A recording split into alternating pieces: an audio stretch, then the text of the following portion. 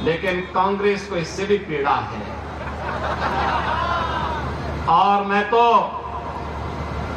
इस विधानसभा क्षेत्र के वासियों को, खासतौर पर भवानी खेड़ा और इस गांव खड़क को इस बात के लिए अभिनंदन करूंगा कि इन्होंने कांग्रेस का खाता खोलने ही नहीं दिया, कभी नहीं खोलने दिया। क्योंकि यहाँ के बहादुर लोग जानते हैं कि लोग जब भी कांग्रेस के लोग आएंगे देश के साथ गद्दारी करेंगे। इन्होंने अपने राजनीतिक स्वार्थ के लिए देश का विभाजन किया, देश के अंदर हिंदू मानविंदों के साथ खिलवाड़ किया, तुष्टीकरण की हदों को पार किया, विकास के नाम पर केवल अपने घर को भरते रहे और भारत की संस्कृति को, भारत की परंपरा को पोषने के सिवाय भारतवासियों को इन्होंने कोई भी ऐसा क्षण उपलब्ध कराने के लिए कभी प्रयास नहीं किया जिस पर हर भारतवासी गौरव के साथ आगे बढ़ सके। बहनों और भाइयों, आपने 10 वर्ष के अंदर हरियाणा के अंदर देखा होगा, डबल इंजन सरकार के कारण आज यहां पे कनेक्टिविटी बेहतर हुई है, अच्छी सड़कें बन रही हैं, चाहे वहां रोड कनेक्टिविटी हो, एयर कनेक्टिविटी हो, IIT, IIM, AIIMS, one district one medical college के निर्माण का कार्य हो, या फिर विकास के साथ साथ हर घर नल की योजना हो, या फिर गरीब कल्याणकारी योजनाओं का कार्य। अगर इन कांग्रेसियों ने ही विकास का कार्य किया होता, गरीबों का कल्याण किया होता, उनके उत्थान के लिए कोई कार्य किया होता, तो मोदी जी को कोरोना कालखंड से अब तक 80 करोड़ लोगों को फ्री में राशन की सुविधा नहीं देनी होती। 80 करोड़ लोग फ्री में राशन की सुविधा प्राप्त कर रहे हैं। याद करिए, एक तरफ भारत 80 करोड़ लोगों को फ्री में राशन दे रहा है और दूसरी तरफ पाकिस्तान है, भीख का कटोरा लेकर के दुनिया के अंदर भीख मांगने के लिए मजबूर है। अरे तो देश का सौभाग्य है, मोदी जी जैसा प्रधानमंत्री मिल गया। भारत को दुनिया की एक बड़ी ताकत बनाने के लिए उन्होंने जो कदम उठाए हैं, आज भारत के बगैर दुनिया की कोई व्यवस्था आगे नहीं बढ़ सकती, नहीं बढ़ सकती। आज मोदी जी के नेतृत्व में भारत दुनिया की एक ताकत बनकर के उभर करके आगे बढ़ रहा है। और यही कारण है, जब देश के पास संसाधन है, ये कांग्रेस के लोग तो कहते थे कि देश के संसाधनों पर पहला अधिकार मुसलमान का होगा, लेकिन मोदी जी ने कहा नहीं, देश के संसाधन पर पहला अधिकार गरीब का होगा, कमजोर का होगा, वंचित का होगा, दलित का होगा, पिछड़ों का होगा, दलितों का होगा।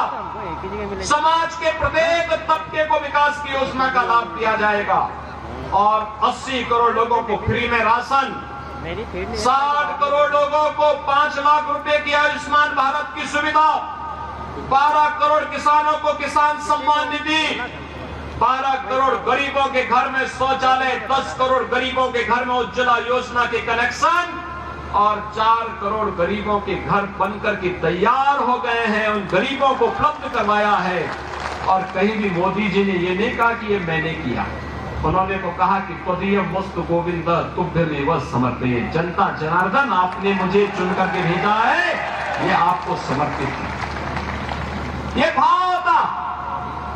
एक तरफ मोदी जी देश को बना रहे हैं और दूसरे तरफ 60-65 वर्षों तक शासन करने वाली कांग्रेस, जब भी इन्हें अवसर मिला, इन्होंने देश को लूट करके दुनिया के अंदर उस पैसे को कभी स्विच बैंक में पहुंचाने का काम किया और कभी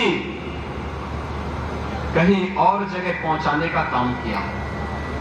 इनको देश इनकी प्राथमिकता में कभी नहीं रहा। और इसको आप देख सकते हैं बहनों और भाइयों, जब देश में संकट आता है, सबसे बड़ा, इस सदी का सबसे बड़ा संकट था कोरोना महामारी। कोरोना महामारी में पूरी दुनिया पस्त हो गई थी। कुछ ही महीनों के अंदर पूरी दुनिया के अंदर महामारी फैल गई थी। और बहनों और भाइयों, कोरोना कालखंड में भारतीय जनता पार्टी का कार्यकर्ता प्रधानमंत्री मोदी जी और श्री जगत प्रकाश नड्डा जी राष्ट्रीय अध्यक्ष जी के आह्वान पर सेवा ही संगठन है संकल्प के साथ कार्य कर रहा था। मोदी जी जगह जगह जाकर के जनता के साथ खड़े होकर के कोरोना से मुक्ति प्रदान करने के लिए उपायों को आगे बढ़ा रहे थे। लेकिन राहुल गांधी कहां थे? कहां थे? थे ही नहीं। सब संकट के समय उन्हें भारत याद नहीं आता है। भारत की 140 करोड़ जनता याद नहीं आती है। संकट के समय तो उन्हें इटली में नानी याद आती है। नानी, वे कभी आपके साथ नहीं खड़े हो सकते। बहनों और भाइयों, एक तरफ अयोध्या में राम मंदिर का निर्माण और दूसरी तरफ कश्मीर में धारा 370 को सदैव के लिए दफन कर देना। यह भी तो मोदी जी ने किया। ये 370 का दंश भी तो कांग्रेस ने दिया था। बाबा साहब भीमराव अंबेडकर विरोध करते रहे। उन्होंने कहा था कि धारा 370 संविधान के लिए अच्छा नहीं होगा, देश के लिए अच्छा नहीं होगा। लेकिन रिश्तेदारी निभाने के लिए उस समय कांग्रेस ने धारा 370 संविधान में जोड़ करके कश्मीर को एक अलग स्टेटस दिया। परिणाम क्या था? पूरा देश आतंकवाद की चपेट में आ गया। कांग्रेस ने देश को विकास नहीं दिया, आतंकवाद दिया, उग्रवाद दिया, अराजकता दी, बेईमानी दी, भ्रष्टाचार दिया, अराजकता दी और हिंदुओं के सामने एक ऐसे चौराहे पर खड़े होने की स्थिति पैदा की जहां ये आपस में ही लड़ सके, भिड़ सके। बहनों और भाइयों, आज तो मोदी जी जब सत्ता में है 2014 में, उन्होंने एक ही बात कही। जब उनसे पूछा गया कि आप सत्ता में आके क्या करेंगे, तो मोदी जी ने कहा